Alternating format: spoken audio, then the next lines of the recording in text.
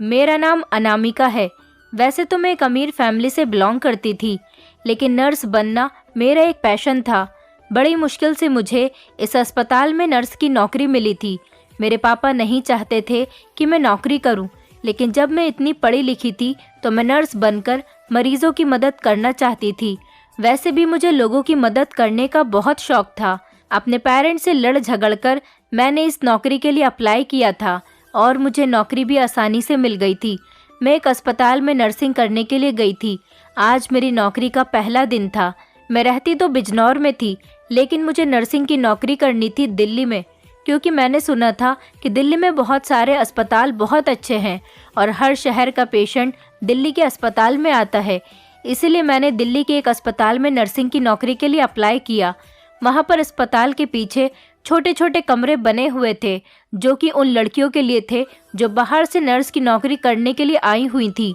उन्हीं में से एक कमरा मुझे भी दे दिया गया। मैं बड़ी मुश्किल से अपने घर से बाहर निकली थी, क्योंकि मेरे माता पिता का कहना था कि अगर तुम्हें नौकरी करनी है तो तुम हमारे अपने शहर में करो, लेकिन हमारे शहर में कुछ नहीं रखा। मैं अपने पेरेंट्स की लाडली बेटी थी, इसलिए उनको मेरी जिद के आगे हार माननी ही पड़ी और मैं खुशी खुशी दिल्ली चली आई। मैंने अपने मम्मी पापा को तसल्ली दी थी कि मैं हर महीने एक चक्कर बिजनौर का लगा लिया करूँगी। मेरे पेरेंट्स को लगता था कि मैं उनसे अलग होने के बाद उनको भूल जाऊंगी। आखिर कोई बेटी अपने माता पिता को कैसे भूल सकती है। इसलिए मैंने सोचा था कि मैं यहाँ 10-15 दिन में जब सेट हो जाऊंगी तो 2 दिन के लिए अपने घर चली जाऊंगी, ताकि मेरे मम्मी पापा को तसल्ली हो जाएगी और मुझे देखकर सुकून मिल जाएगा। अब मैं यहाँ आ गई थी तो यहाँ पर मैंने देखा कि मुझ जैसी काफ़ी सारी ऐसी लड़कियाँ थीं जो अपने घर छोड़कर नौकरी करने के लिए यहाँ पर शिफ्ट हो गई थीं। मगर एक बात तो ये थी कि जब मैं पहले दिन अस्पताल गई तो अस्पताल की सीनियर नर्स ने मुझे सर से लेकर पाँव तक देखा। फिर मुझे गौर से देखने के बाद वो नर्स सोच में पड़ गई और कहने लगी, लगता है तुम यहाँ पर नई नई आई हो, इससे पहले तो तुम्हें कभी नहीं देखा। मैंने कहा, जी हाँ, मैं यहाँ नई आई हूँ, आज मेरी नौकरी का पहला दिन है। तो वो कहने लगी, तुम कहाँ से आई हो? मैंने उनको बताया कि मैं बिजनौर से आई हूँ। वो मुझे देखकर कहने लगी, तुम्हें देखकर लगता है कि तुम एक शरीफ लड़की हो। मैंने कहा, जी, मैं एक इज्जतदार फैमिली से बिलोंग करती हूँ, लेकिन यहाँ पर तो हर लड़की को देखकर यही लगता है कि वो शरीफ परिवार से बिलोंग करती है। मेरी बात सुनकर सीनियर नर्स ने मुझे नीचे बेसमेंट में आने के लिए कहा। मैं उनके पीछे पीछे नीचे बेसमेंट की तरफ चली गई और फिर उन्होंने मुझे अपने सामने चेयर पर बैठने के लिए कहा। मैं हैरान रह गई थी कि ये सीनियर नर्स मुझ पर बड़ी मेहरबान हो रही थी। उन्होंने अपने हाथ से मुझे ग्लास में पानी दिया और कहने लगी, लो पानी पी लो। यहाँ पर बाकी सारी नर्स को देखकर ऐसा लगता था कि वो भी अमीर हैं, क्योंकि उनके स्टाइल देखकर लगता था। लेकिन इन सब लड़कियों को छोड़कर सीनियर नर्स मुझे ज़्यादा अहमियत दे रही थी। हो सकता है कि मेरे आने से पहले जब ये सारी लड़कियां नई नई हों तो सीनियर नर्स ने इनको भी मेरी तरह ही इज्जत दी हो। उन्होंने मुझे पानी का गिलास दिया और वो कहने लगी कि देखो, अब जो मैं तुम्हें बताने वाली हूँ उस पर तुम गौर करना। अगर तुमने मेरी बात नहीं मानी तो तुम किसी बड़ी मुसीबत का शिकार हो जाओगी। चलो मेरे साथ चलो। अस्पताल के पीछे यहाँ की स्टाफ नर्स के लिए कमरे बने हुए हैं। मैं तुम्हें तुम्हारा कमरा दिखा देती हूँ। वो खुद मुझे अस्पताल के पीछे लेकर चली गई, जहाँ पर छोटे छोटे बहुत सारे कमरे बने हुए थे। जो कमरा बीच में बना हुआ था उस कमरे का नंबर कमरा नंबर 15 था। वो कमरा अंदर से बहुत छोटा था। उन कमरों को देखकर ऐसा लगता था कि यहाँ पर स्टाफ की नर्स नहीं बल्कि कोई और रहता होगा, मतलब ये किसी का कोई पर्सनल रूम होगा। लेकिन जब मैं कमरे के अंदर गई तो इस कमरे में बहुत ज़्यादा सफाई थी और 2 सिंगल बेड पड़े हुए थे। एक दाएं तरफ पड़ा हुआ था और एक बाईं तरफ। कमरे में एक छोटी सी खिड़की भी बनी हुई थी और बाकी कोई फर्नीचर नहीं था। सीनियर नर्स ने मुझे बताया कि तुम्हें यहाँ पर हर फैसिलिटी मौजूद होगी, अपनी लाइट और हर चीज़, बस तुम्हें खाना और नाश्ता अपने पैसों से ही करना होगा। ये कमरा बहुत स्पेशल कमरा है। इस कमरे में ख़ास बात यह है कि तुम्हें यहाँ पर रहते हुए किसी तरह की मुसीबत का सामना नहीं करना पड़ेगा। मैं सोच में पड़ गई थी कि ये सीनियर नर्स कौन सी ऐसी मुसीबत की बात कर रही थी। आखिर अस्पताल में ऐसी कौन सी बुराई वाली बात है जो मैं इस कमरे में रहने से मुसीबत का सामना नहीं कर पाऊंगी। फिलहाल मैंने सीनियर नर्स को थैंक यू बोला, क्योंकि वो मुझसे बहुत प्यार से बात कर रही थी। उन्होंने मुझे यकीन दिलाया कि अगर कोई भी परेशानी हो तो मैं उनको बता दूं। यहाँ तक कि अगर मुझे मार्केट से कोई खाना मंगाना हो तो वो भी मैं उनको बता दूं। वो अस्पताल के वार्ड बॉय से कहकर मुझे खाना मंगवा देंगी। उनका इतना अच्छा बिहेवियर देखकर मैं बहुत खुश हुई थी कि चलो अच्छा है कि इस अस्पताल के स्टाफ का बिहेवियर बहुत अच्छा है।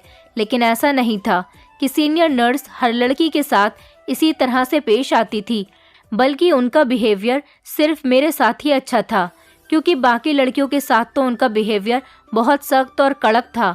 उनके जाने के बाद मैं कमरे को चारों तरफ से देखने लगी। कमरा सच में बहुत अच्छा था और उसमें साफ सफाई भी बहुत थी। मैंने सोच लिया था कि मैं इस कमरे की लोकेशन और चेंज कर दूंगी। मैं अपने घर से बेडशीट लेकर आई थी, इसलिए मैंने पुरानी बेडशीट उतारकर अपनी लाई हुई बेडशीट बेड पर बिछा रही थी। तभी अचानक फिर से सीनियर नर्स कमरे के अंदर आ गई। वो मुझे इस तरह से देख रही थी जैसे वो काफ़ी टेंशन में हों। वो मुझसे कहने लगी, सुनो, मैं तुमसे एक बात कहना चाहती हूँ जो कि मैं तुम्हें अभी बताना भूल गई थी। तुम जब भी कमरे में एंटर करोगी तो कमरे के दरवाजे को अंदर से अच्छी तरह से बंद कर लेना और जब यहाँ से जाओगी तब भी लॉक लगाकर जाना और चाबी अपने साथ लेकर जाना। मैंने उनसे हैरानी से पूछा कि क्यों, क्या ये सेफ जगह नहीं है? तो वो कहने लगी, मैंने तुमसे जितना कहा है तुम उतना ही करो। अगर तुमने मेरी बात नहीं मानी तो मुझसे बुरा कोई नहीं होगा। मैं तुमसे शराफत से पेश आ रही हूँ तो इसका मतलब ये नहीं कि तुम मुझसे बेवजह के उल्टे सीधे सवाल करो। इतना कहकर सीनियर मैम वहाँ से चली गईं। मुझे आइडिया हो गया था कि ये सीनियर सच में बहुत कड़क है और मुझ पर भी अपनी कड़ी नज़र रखे हुए है। ये सीनियर नर्स यहाँ के बड़े डॉक्टर का दायां हाथ थी। मतलब कि जब यहाँ के कोई डॉक्टर छुट्टी पर होते या फिर उनको कोई इमरजेंसी आ जाती तब डॉक्टर की जगह पेशेंट को सीनियर नर्स देखा करती थी। मैं यहाँ पर जब से आई थी तो सावधान तो मैं पहले से ही थी, लेकिन अब मुझे और ज़्यादा घबराहट होने लगी थी। मैं अपने दिल में सोचने लगी थी कि मुझे तो इस सीनियर नर्स को देखकर ऐसा लगा कि ये मुझ पर बड़ी एहसान कर रही है, लेकिन अब मुझे पता चला था कि ये मेरी गलतफहमी थी। मैं बेडशीट बिछाने में दोबारा बिजी हो गई थी। थोड़ी देर बाद जब मुझे याद आया तो मैंने अंदर से कमरे के दरवाजे को लॉक कर लिया। रात हो चुकी थी और अब मुझे यहाँ अस्पताल आए हुए एक दिन पूरा हो गया था और यहाँ पर मेरी पहली रात थी। मुझे बहुत डर भी लग रहा था क्योंकि इस कमरे में मैं बिल्कुल अकेली थी। रात के लगभग 3 बज चुके थे, लेकिन मुझे अभी तक नींद नहीं आ रही थी। मैं मोबाइल इस्तेमाल करके अपना टाइम पास कर रही थी। मेरे कमरे में एक छोटी सी खिड़की बनी हुई थी जिससे कि बाहर आसानी से देख सकते थे। थोड़ी ही देर गुजरी थी कि अचानक मुझे बाहर से किसी के बोलने की आवाज़ें आने लगी, लेकिन ये आवाज़ कुछ लड़कों की लग रही थी, जैसे बाहर कोई लड़का या फिर आदमी किसी से बातें कर रहा है।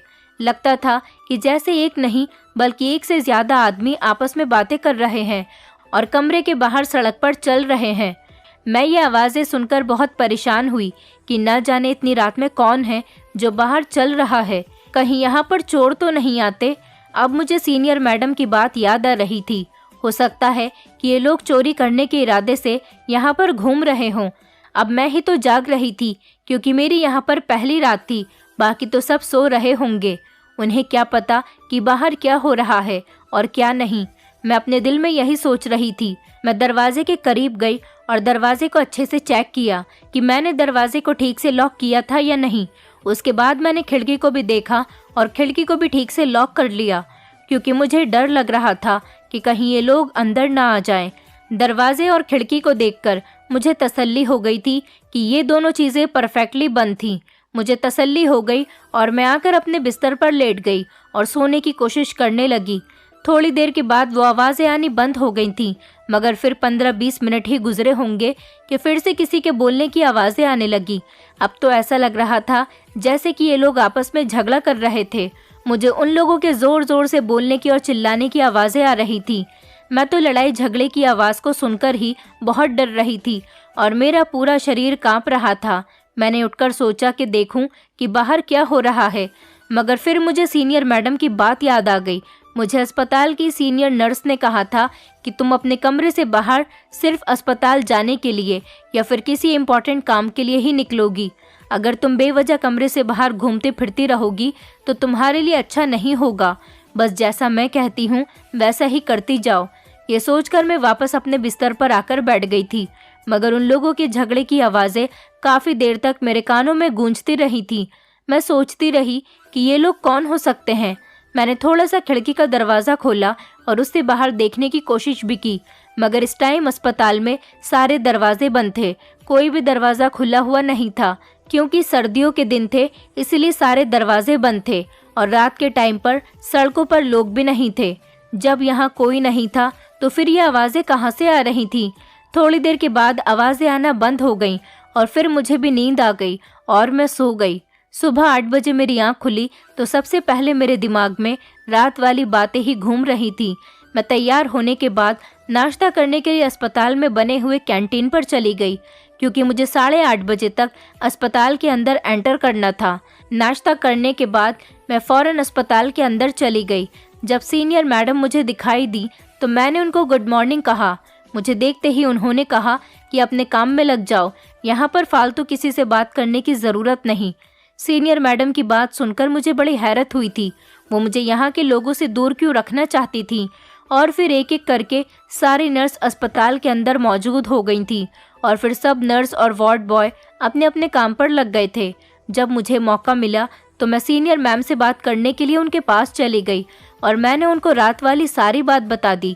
रात की बात सुनकर उनकी आंखों में गुस्सा आ गया था और उन्होंने मुझे इशारे से खामोश रहने के लिए कहा। मैं उनकी बात सुनकर खामोश हो गई थी। वो मुझे अपने साथ बेसमेंट में बने हुए अपने ऑफिस के अंदर ले गई और वहां जाकर कहने लगी, तुम्हें पता नहीं क्या तुम क्या कह रही थी? इस बारे में तुम्हें किसी के सामने बात नहीं करनी है। मैं तुम्हें कई बार मना कर चुकी हूँ कि ऐसे मामलात से दूर रहो। देखो, तुम मुझे एक शरीफ और सीधी सादी लड़की लग रही हो, तो इसीलिए तुम यहाँ पर भी शरीफ ही बनकर रहो और अपने काम से काम रखो। हर एक मामले में इंटरेस्ट लेना ज़रूरी बात नहीं, और अगर तुम्हें यहाँ पर इन सब आलतू फालतू बातों पर ध्यान देना है, अपनी नौकरी पर ध्यान नहीं देना, तो इसीलिए तुम मेरी बात को मान जाओ और इन बातों से दूर ही रहो तो तुम्हारे लिए अच्छा है। उनकी बात सुनकर मैं खामोश हो गई थी, क्योंकि मेरे पास और कोई चारा नहीं था। अब मैं इतनी बड़ी सीनियर के खिलाफ तो नहीं जा सकती थी। मैंने सीनियर मैडम से सॉरी बोला और उनसे कहा कि आइंदा मैं ऐसी कोई गलती नहीं करूँगी, मगर आप मुझे ये तो बता दो कि आप मेरा इतना स्पेशली ख्याल क्यों रख रही हो। इस बात पर वो खामोश होकर हल्की से मुस्कुराने लगी और कहने लगी कि जाओ, जाकर तुम अपना काम देखो। मैंने उनसे दोबारा कोई सवाल नहीं किया, क्योंकि उनका बिहेवियर अचानक ही चेंज हो जाता था। उनके बिहेवियर का कोई भरोसा नहीं था, कब प्यार भरा हो जाता तो कब कड़क हो जाता, और मैं उनके बदले हुए बिहेवियर को समझ नहीं पाती थी और मुझे उनसे डर भी लगता था। मैं सीधा अपना काम करने के लिए चली गई। रात को जब मेरी ड्यूटी ऑफ हुई तो मैं अपने कमरे में जाने लगी। कमरे की तरफ जाते हुए मुझे रास्ते में किसी के धीरे धीरे रोने की आवाज़ें आने लगी। मैं उस आवाज़ को सुनकर सोच में पड़ गई थी। मैं चारों तरफ देखने लगी कि आवाज़ कहाँ से आ रही है। तभी अचानक मुझे ऐसा लगा कि जैसे वो आवाज़ मेरे बराबर वाले कमरे से आ रही है। मैं फ़ौरन उस कमरे की तरफ गई। मैंने धीरे से खिड़की खोली और खिड़की के अंदर झांकने की कोशिश करने लगी। मैंने देखा कि वहाँ पर एक लड़की बैठी हुई थी और 2 लड़कियाँ उसके पास बैठी हुई उसे कुछ खिलाने की कोशिश कर रही थीं, जबकि लड़की लगातार रोई जा रही थी और मना कर रही थी कि मुझे ये नहीं लेना, भगवान के लिए मुझे ये मत दो, मुझे ये नहीं चाहिए। तभी अचानक एक लड़की की नज़र खिड़की पर गई। उसने मुझे झांकता हुआ देख लिया। तभी वो लड़की दौड़ती हुई आई और उसने जल्दी से खिड़की को अंदर से बंद कर दिया। उसे मेरा अंदर झांकना अच्छा नहीं लगा था। मुझे बुरा लगा कि इन लड़कियों ने मुझसे बोलने की भी कोशिश नहीं की, लेकिन ना जाने इस दूसरी वाली लड़की को क्या परेशानी थी जो वो रोए चले जा रही थी। आखिर वो लड़की मुझे अपनी परेशानी क्यों बताती? मैं तो यहाँ किसी को भी जानती ही नहीं थी और ना मेरी किसी के साथ बातचीत थी। अच्छा हुआ जो सीनियर नर्स मुझे किसी से बात तक नहीं करने देती। मैं खामोशी से अपने कमरे में आ गई थी और जाकर अपने पर्स से मोबाइल निकाला। मुझे यहाँ पर आए हुए आज दूसरा दिन था और अभी तक मेरी फैमिली से मेरी कोई बातचीत नहीं हुई थी। मैंने अपने घर अपनी फैमिली से कॉल पर बात की। सब लोगों ने भी मेरा हालचाल पूछा। मेरी मम्मी ने पूछा कि तुम्हें वहाँ पर कोई परेशानी तो नहीं। मैंने उनको यहाँ के माहौल के बारे में कुछ भी नहीं बताया और कहा कि मैं बिल्कुल ठीक हूँ, आप लोगों को मेरी टेंशन लेने की कोई ज़रूरत नहीं और जैसे ही मुझे कोई छुट्टी मिलेगी मैं ज़रूर घर आऊँगी। तभी अचानक मेरे कमरे का दरवाज़ा बजने लगा। मैंने मम्मी से कहा, मम्मी मैं अभी थोड़ी बिजी हूँ, इसलिए आपसे कल बात करती हूँ। ये कहकर मैंने कॉल को कट कर दिया। मैंने दरवाज़ा खोला तो सामने एक लड़की खड़ी हुई थी। वो बहुत जवान और खूबसूरत थी, लेकिन उसने कपड़े बड़े ख़राब पहने हुए थे। उसे देखकर ऐसा लग रहा था जैसे बेचारी बड़ी मजबूरी में यहाँ पर नौकरी कर रही है। वो मुझे देखते ही कहने लगी, तुम मुझे बहुत परेशान नज़र आ रही हो। मैंने कहा, हाँ बस थोड़ी टेंशन में हूँ। वो मेरे आगे हाथ बढ़ाकर कहने लगी कि हाय, मेरा नाम सुहानी है। मैं यहाँ पर काफ़ी पुरानी नर्स हूँ और 2 कमरे छोड़कर ही मेरा कमरा है। सुना है तुम यहाँ पर नई आई हो, इसीलिए मैं तुमसे बातचीत करने के लिए चली आई। मैंने गहरी सांस भरी। चलो अच्छा है, किसी ने यहाँ मुझसे बातचीत तो की, वरना तो यहाँ पर मुझसे कोई लड़की बोलने के लिए तैयार ही नहीं थी। और तो और सीनियर ने भी मुझे हर किसी से बोलने के लिए मना किया था। मैंने सुहानी को कमरे के अंदर आने के लिए कहा। वो कमरे के अंदर आकर मेरे बेड पर बैठ गई। मैं भी उसके करीब जाकर बैठ गई। तभी अचानक उसने मेरा हाथ पकड़ लिया। मैं हैरान हो गई। वो बहुत ज़्यादा खूबसूरत और गोरी चिट्टी लड़की थी, जबकि मैं एक मामूली सी शक्ल की लड़की थी और मेरा कलर भी बस नॉर्मल था। जब वो मेरे हाथ पर हाथ रखे हुई थी, तब मुझे अपना हाथ उसके हाथ के सामने काला लग रहा था। उस लड़की को देखकर मैं रश्क करने लगी कि ये लड़की कितनी प्यारी है, जबकि बेचारी देखने में किसी गरीब परिवार की लग रही थी। और ये आदत की भी बहुत अच्छी है। उसके कपड़े भी बहुत पुराने थे और बाल भी बिखरे हुए थे। यहाँ पर कपड़े पहनने के लिए तो मेरे पास भी नहीं थे, क्योंकि मैंने यहाँ आने के लिए कोई शॉपिंग ही नहीं की थी। वो लड़की मुझसे कहने लगी, तुम मुझे अपनी दोस्त समझना, अगर तुम्हें कोई परेशानी हो तो मुझे बता देना, मैं हमेशा तुम्हारे काम आऊँगी। दिल ही दिल में मैं सीनियर मैडम को बुरा भला कहने लगी कि वो कितनी कड़क और सख्त मिजाज की थी, जिसने अभी तक मुझे किसी लड़के से बोलने को भी मना किया था, जबकि यहाँ पर लड़कियाँ तो बहुत अच्छी आदत की लग रही थी। अगर मैं कल ही किसी लड़की से बातचीत कर लेती तो मुझे इतनी सी परेशानी का सामना नहीं करना पड़ता। कल जो हुआ उसकी वजह से मुझे सारी रात नींद नहीं आई थी। मैंने अपनी सारी कल वाली बात उस लड़की के सामने रख दी। मेरी सारी बात सुनकर वो हंसने लगी और कहने लगी, इसमें कोई परेशानी वाली बात नहीं, चलो कल हम लोग कुछ खाने के लिए और शॉपिंग करने के लिए चलेंगे। कल 8 बजे के बाद जब हम लोगों की ड्यूटी ऑफ हो जाएगी, तब हम दोनों घूमने चलेंगे। मैं तुम्हें यहाँ के अच्छे अच्छे मॉल्स भी दिखाऊंगी और तुम कल वाली बात को भूल जाओ। मैंने उस लड़की से कहा कि मैं तुम्हारे साथ चलने के लिए तैयार हूँ, लेकिन सारा खर्च मैं खुद करूँगी। तो वो कहने लगी, अच्छा ठीक है, खर्च तुम खुद कर लेना। मेरी बात सुनकर वो कहने लगी कि कल हम लोग खूब एंजॉय करेंगे। मैं भी उसकी बात सुनकर खूब खुश हो गई थी कि चलो यहाँ पर मुझे एंजॉयमेंट करने का मौका भी मिल जाएगा। वो कहने लगी, चलो फिर कल मिलते हैं, अब मैं सोने के लिए जा रही हूँ। उस लड़की की बातें सुनकर मैं हैरान रह गई थी। मैं सोच नहीं सकती थी कि यहाँ पर कोई लड़की मेरी इतनी अच्छी भी दोस्त बन सकती है कि पहली ही मुलाकात में इस लड़की ने मेरा दिल जीत लिया था। उसके बाद अगले दिन वो लड़की मुझे शॉपिंग मॉल ले गई, लेकिन वहाँ जाकर उसने मुझे सारे कपड़े मॉडर्न दिलवाए। मॉडर्न कपड़े ऐसा नहीं था कि मैं नहीं पहनती थी, लेकिन वो काफ़ी शॉर्ट ड्रेसेस थी। मैं सिर्फ जीन्स या टॉप ही पहना करती थी, लेकिन ये शॉर्ट ड्रेस थी जिसमें मेरी बॉडी दिख रही थी। वो लड़की मेरे लिए जिद करने लगी कि प्लीज़ तुम ये कपड़े ले लो। मैंने उसको काफ़ी मना भी किया कि मैं इस तरह के कपड़े नहीं पहनती। उसने कहा कि कोई बात नहीं, मेरी खातिर ले लो। मैंने उसको भी 1-2 ड्रेसेस दिलाई तो उसने बड़ी खुशी खुशी ड्रेसेस रख ली, लेकिन मुझे डर इस बात का था कि अगर कभी सीनियर मैडम ने मुझे इस तरह के कपड़े पहने हुए देख लिया तो उनको मुझ पर शक हो जाएगा और वो कहेंगी कि मैंने तुमसे मना किया था, तुम फिर भी इन लड़कियों के रंग में रंग गई, और वो मुझ पर गुस्सा करेंगी और कहेंगी कि तुम इस लड़की के साथ बाहर घूमने के लिए क्यों गई थी। उसके बाद वो लड़की मुझे लेकर रेस्टोरेंट में चली गई, जहाँ जाकर हम दोनों ने खाना खाया। सुहानी ने अपनी पसंद के कपड़े जो मुझे दिलाए थे, मैं उनमें से एक कपड़ा भी नहीं पहनना चाहती थी, और सुहानी मुझसे कहने लगी कि तुम यहाँ होटल के कमरे में जाकर अपना ड्रेस चेंज कर लो, उसके बाद हम लोग पार्टी करने के लिए बाहर चलेंगे। लेकिन हमें काफ़ी रात हो चुकी थी। मैंने सुहानी से कहा, सुहानी बहुत रात हो गई है, हमें अब अपने रूम में चलना चाहिए। उसने मेरी कोई बात नहीं सुनी और वो मुझे ज़बरदस्ती बार में चलने के लिए कहने लगी। मुझे बड़ी हैरानी हो रही थी कि वो क्या कह रही थी और क्या कर रही थी। वो खुद भी रेस्टोरेंट के कमरे में जाकर कपड़े चेंज करके आ गई। उसने भी एक छोटी सी ड्रेस पहनी और मुझे भी पहनने के लिए कहा। मैं मना कर रही थी। उसने फिर भी ज़बरदस्ती मुझसे ड्रेस पहनने के लिए कहा। मैं हैरान थी कि सुहानी देखने में तो बड़ी गरीब लड़की लग रही थी, लेकिन वो यहाँ से बाहर और हर पार्टी करने की जगह को अच्छी तरह से जानती थी। उसके बाद वो मुझे बार लेकर चली गई। मैंने देखा कि बार जाकर वो खूब डांस करने लगी। मुझे भी डांस करने के लिए कहने लगी, लेकिन मैंने डांस नहीं किया। मुझे वहाँ पर बहुत अनकंफर्टेबल लग रहा था। मैं बार बार सुहानी से यही कहे जा रही थी कि चलो हम लोग अपने रूम पर चलते हैं, क्योंकि मुझे डर लग रहा था कि अगर सीनियर मैडम को इस बारे में पता चल गया तो मेरी खैर नहीं। आधा घंटा हो गया था मुझे सुहानी से रूम पर जाने की जिद करते हुए।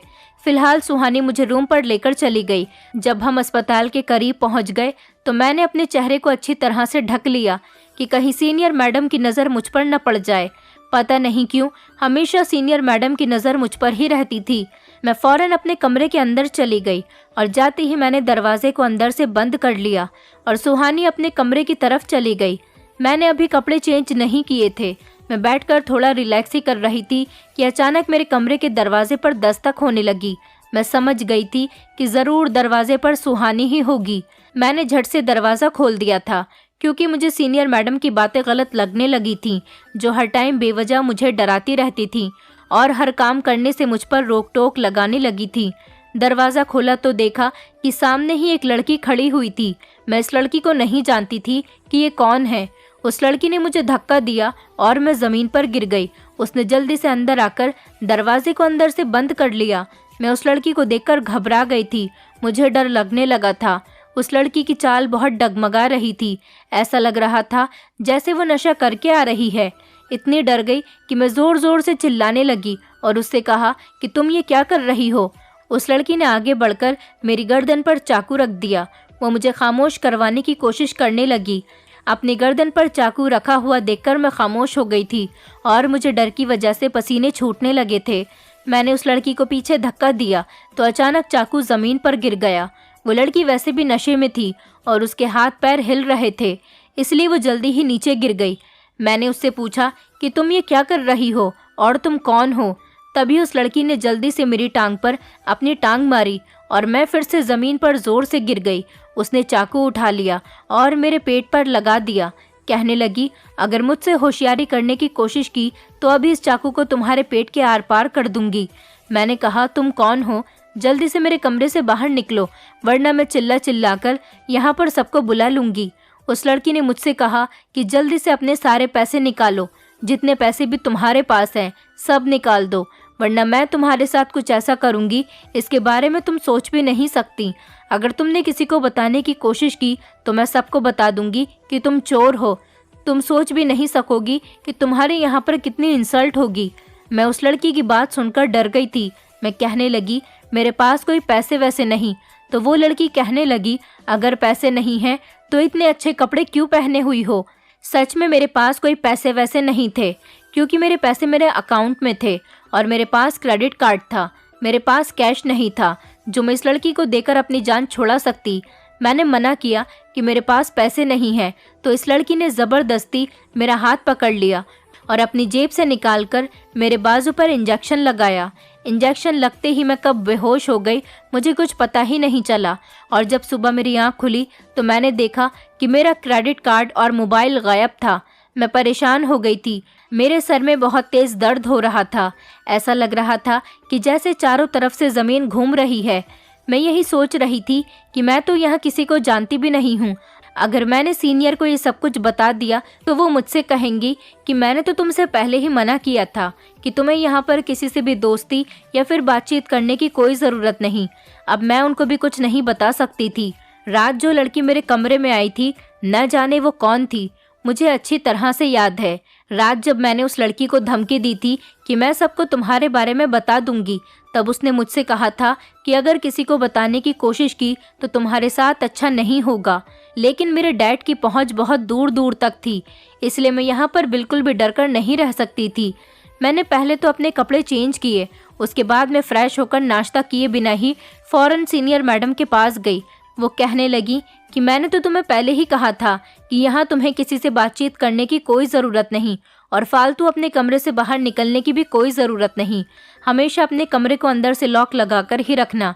लेकिन तुमने मेरी कोई बात नहीं मानी। मैंने कहा, मैडम, कमरे का दरवाज़ा बंद ही किया हुआ था, लेकिन किसी ने मेरे कमरे के दरवाजे पर दस्तक दी थी।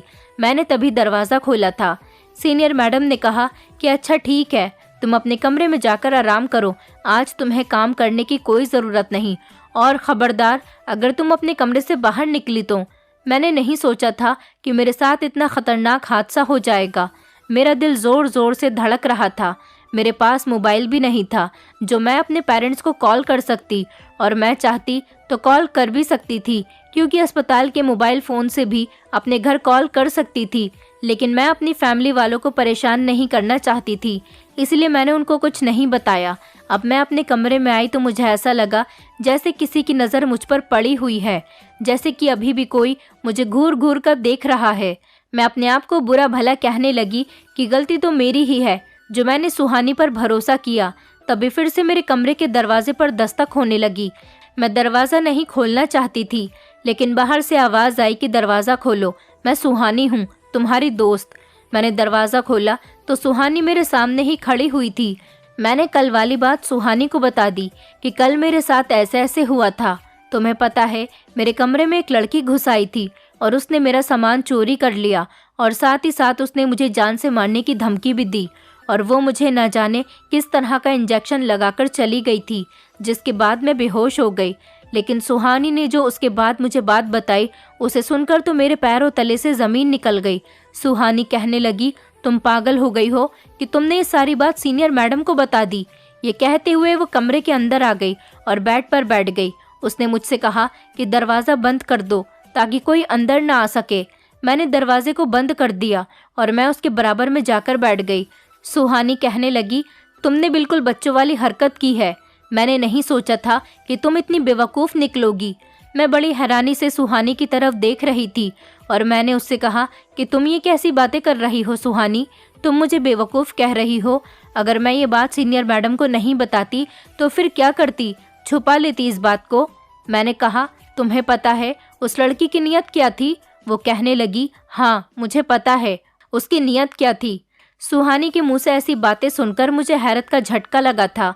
मैंने कहा, सुहानी, इसका मतलब तुम्हें सब कुछ पता है और तुम उस लड़की को अच्छी तरह से जानती हो। अगर तुम्हें उस लड़की के बारे में सब कुछ पता है तो फिर मुझे बताओ कि वो मेरे कमरे में क्यों आई थी, और तुम्हें पता था कि वो मेरे कमरे में आने वाली है तो तुमने उसे रोका क्यों नहीं? सुहानी कहने लगी, देखो मैं जानती सब कुछ हूँ, लेकिन मेरा इस काम में कोई फॉल्ट नहीं। आज मैं नौकरी छोड़कर जा रही हूँ क्योंकि मुझे यहाँ पर नौकरी करते हुए पूरे 3 साल हो गए हैं और अब मेरी फैमिली वाले चाहते हैं कि वो मेरी शादी करा दें, इसलिए मैं यहाँ से जा रही हूँ। तुम एक अच्छी फैमिली से बिलोंग करती हो, इसलिए तुमसे कहूँगी कि तुम भी यहाँ से चली जाओ। मैं नहीं चाहती कि जिस तरह से मैं इस दलदल में फंस गई थी तुम भी इसी दलदल में फंस जाओ, इसलिए तुम यहाँ से नौकरी छोड़कर चली जाओ, इसी में तुम्हारी भलाई होगी। वो मेरी कमर पर 2 बार हाथ मारकर कमरे से बाहर निकल गई और मैं हैरान और परेशान होकर अपना सर झुकाए बैठी रह गई कि सुहानी के कहने का क्या मतलब था। क्या मैं किसी दलदल में फंस चुकी हूँ? सुहानी ये कहकर बाहर निकल गई। मैं सुहानी के पीछे पीछे जाने लगी। मैंने देखा कि सुहानी अस्पताल के अंदर जा रही थी। मैं सुहानी के पीछे पीछे चली गई। तभी अचानक से मेरा हाथ सीनियर मैडम ने पकड़ लिया और उन्होंने मुझसे कहा कि तुम कहाँ जा रही हो? जब मैंने सीनियर मैडम की नज़रों में देखा तो उनकी नज़रों में बहुत गुस्सा था। वो कहने लगी, तुम्हें मैंने मना किया था कि तुम इस लड़की से ज़्यादा बातचीत नहीं करोगी और अभी भी तुम इसके पीछे भागी चली जा रही हो। अब तुम कहाँ जा रही हो? मैंने कहा कि मैडम, सुहानी यहाँ से नौकरी छोड़कर जा रही है। मैं उससे पूछने जा रही हूँ कि वो आखिर मुझे किस दलदल में फंसने की बात कर रही थी। सीनियर मैडम मुझ पर चिल्लाते हुए कहने लगी, सुहानी ने तुमसे कहा है कि तुम यहाँ से चली जाओ। मैंने बड़े भोलेपन से सीनियर मैडम को ये बात बताई थी तो वो कहने लगी कि आओ मेरे साथ चलो। तुम जैसी पागल लड़कियों को समझाना बहुत मुश्किल होता है। आखिरकार तुम पढ़ी लिखी लड़कियाँ अनपढ़ लड़कियों के बराबर होती हो। मैंने तुमसे कितनी बार मना किया है कि तुम बेवजह अपने कमरे से बाहर मत निकला करो। मैंने तुम्हें आराम करने के लिए तुम्हारे कमरे में भेजा था। अभी मैं तुम्हें सुहानी की हकीकत बताती हूँ। सुहानी को ये नहीं पता था कि मैं उसके पीछे आ रही थी। सीनियर मैडम मुझे अस्पताल के पीछे वाले रास्ते की तरफ लेकर चली गईं और वहां हम एक दीवार के पीछे खड़े हो गए। सीनियर मैडम ने मुझसे कहा कि तुम इस सुहानी की हकीकत अपनी आंखों से देख लो, अब तुम्हारी सब कुछ समझ आ जाएगा। मैंने देखा कि सुहानी एक वार्ड बॉय से बातें कर रही थी। वो वार्ड बॉय कह रहा था कि रात अंशिका ने अपना काम कर दिया, उस लड़की का मोबाइल भी चुरा लिया और उसका क्रेडिट कार्ड भी, साथ ही साथ उसे इंजेक्शन भी लगा दिया। अब जब रात होगी तो उस लड़की को ड्रग्स की ज़रूरत होगी। जब उसे ड्रग्स की तलब लगने लगेगी तो वो बेचैन हो जाएगी और फिर वो तुमसे कांटेक्ट करने की कोशिश करेगी और कहेगी कि मुझे उस लड़की के पास लेकर चलो जिसने मुझे इंजेक्शन लगाया था। बस इसके बाद हम इस लड़की को खूब लूट सकेंगे। इसको ड्रग्स के इंजेक्शन दे देकर इसे पागल बना देंगे और इससे पैसे लेते रहेंगे। सुहानी कहने लगी कि अगर इस पागल लड़की ने सीनियर मैडम को सब कुछ बता दिया तो मैंने तो उससे कहा है कि मैं अपनी नौकरी छोड़कर जा रही हूँ। वो लड़की बहुत हिम्मत वाली है, वो शांत नहीं बैठेगी। मैंने अंशिका से कहा था कि उससे प्यार से बात करे, लेकिन अंशिका ने उसे चाकू दिखाकर डरा दिया। मुझे पता है कि ये लड़की एक अमीर पिता की बेटी है, ये चाहे तो हम लोगों को अरेस्ट भी करवा सकती है। बस भगवान से प्रार्थना करो कि ये लड़की किसी को कुछ ना बताए, वरना हम लोग पकड़े जाएंगे। वार्ड बॉय कहने लगा कि तुम फिक्र मत करो, आखिरकार उस लड़की के पास कोई सबूत नहीं जिसकी वजह से वो हमें पकड़वा सके। वो दोनों थोड़ी देर तक इसी तरह से बातें करने के बाद वहां से चले गए और मैं उनकी बातें सुनकर हैरान रह गई थी। मुझे ऐसा लग रहा था जैसे मुझे अपना होश ही नहीं। सीनियर मैडम ने कहा कि देख लिया तुमने सब कुछ और सुन लिया अपने कानों से सब कुछ।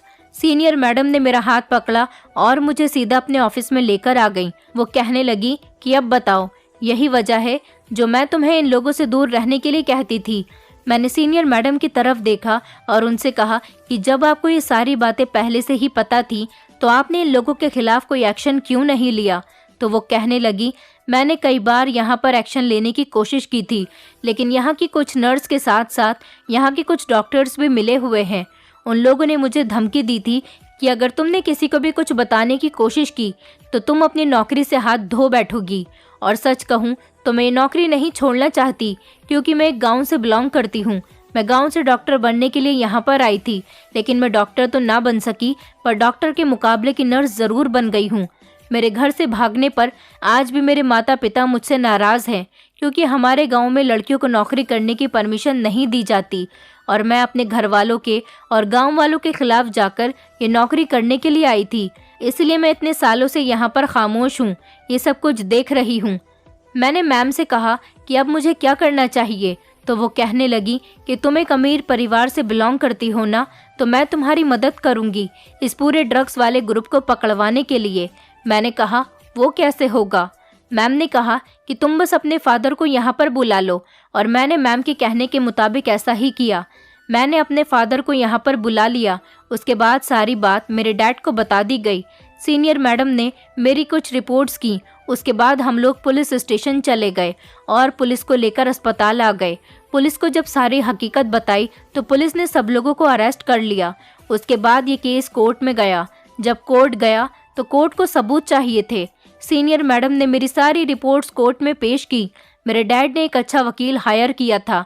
उन्होंने हमारा केस लड़ा और कोर्ट में ये बात साबित की कि मेरी बॉडी में ड्रग्स का असर अभी भी है।